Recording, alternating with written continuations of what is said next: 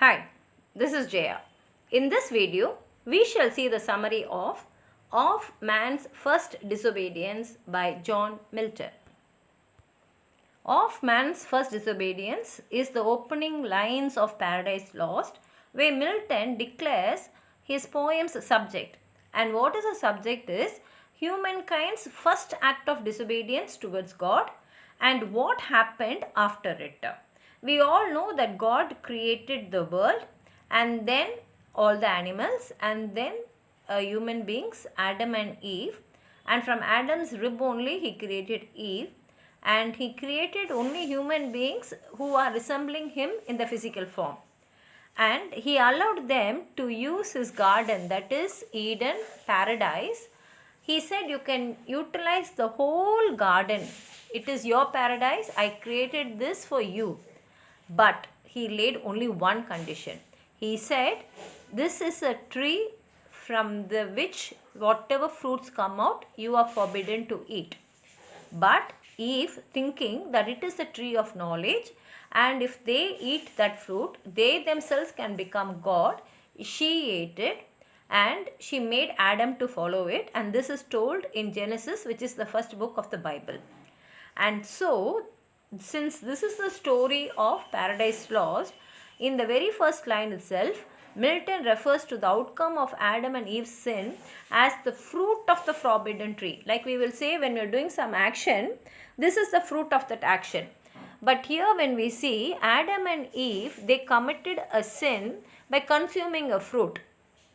And actually this is a pun where the actual fruit is apple, and at the same time the result of the action is also generally referred to as fruit. So Milton puns this word and he asserts that this original sin only brought death to human beings for the first time, and that only caused us to lose our home, which is paradise, until Jesus came to restore humankind to its former position of purity.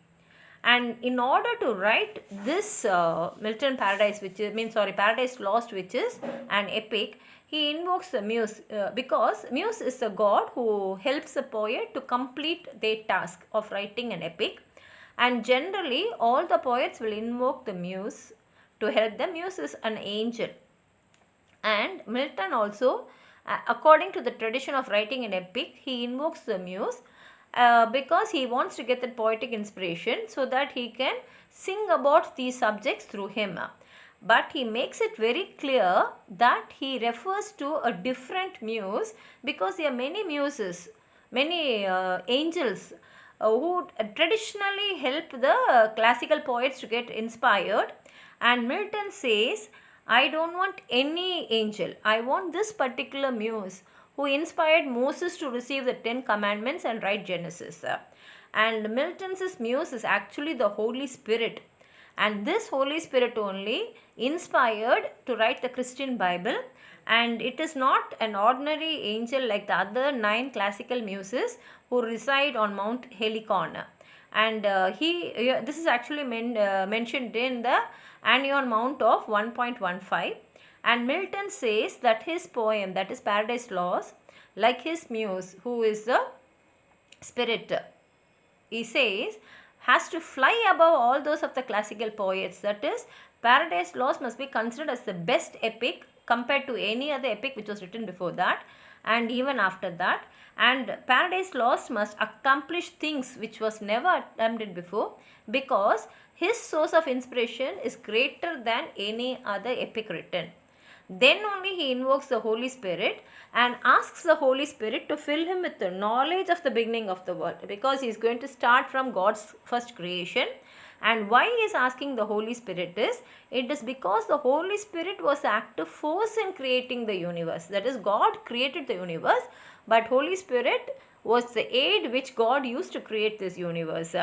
And Milton also announces that he wants to be inspired with this sacred knowledge because he wants to show his fellow men that the fall of humankind into sin and death was part of God's greater plan, and that God's plan is justified. That is, if everything is going to happen according to God's wish, Milton says that even this sin which was committed by human beings was a part of God's plan.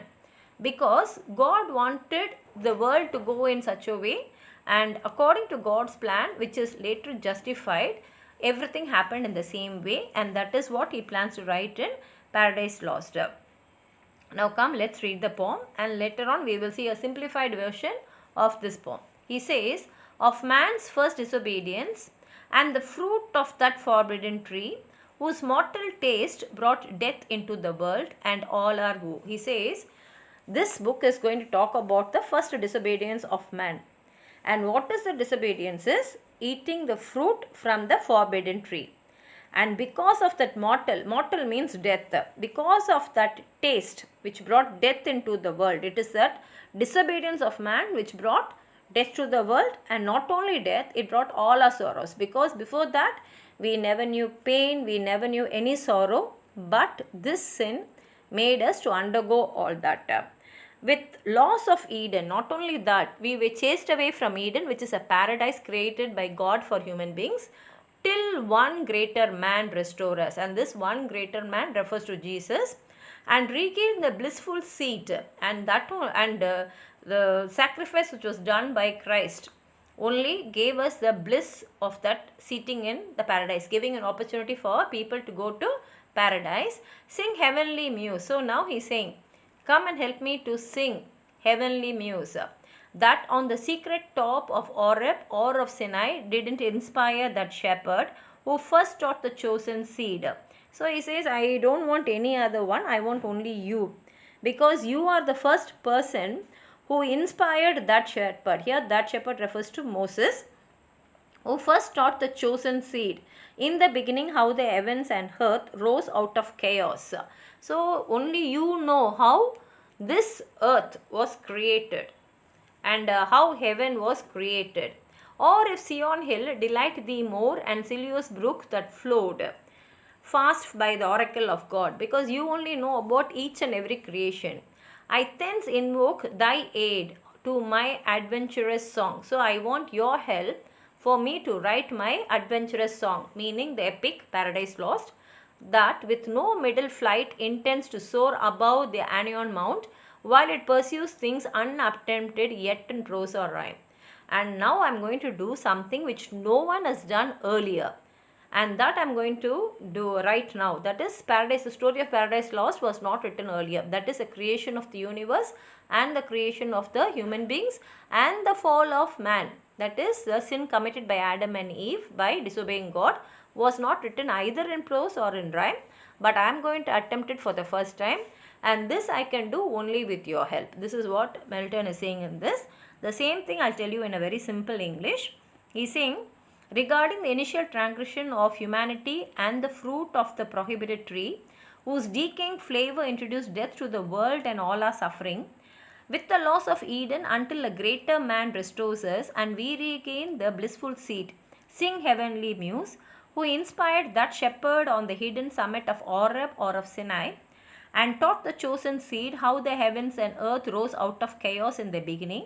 Or if Sion hill delights thee further and Silius brooks flow swiftly by the oracle of God. From this point on, I call on thy assistance to my adventurous song, which lacking a midway flight aims to soar above the Anion Mount, while it pursues things untried yet in prose or rhyme. So he says the first time, whether it is in prose or rhyme, a person is trying. That is, I am trying to write it so that everyone will come to know about God's greatness and how God had created human beings and how man himself led to his own destruction. It's a beautiful poem by Milton, and this is about the first disobedience of man.